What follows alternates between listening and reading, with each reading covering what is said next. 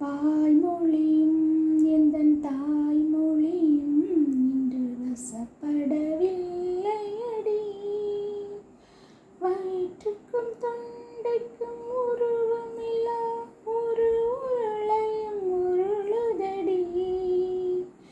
காத்திருந்தால் எதிர்பார்த்திருந்தால் ஒரு நிமிஷமும் வருஷமடி.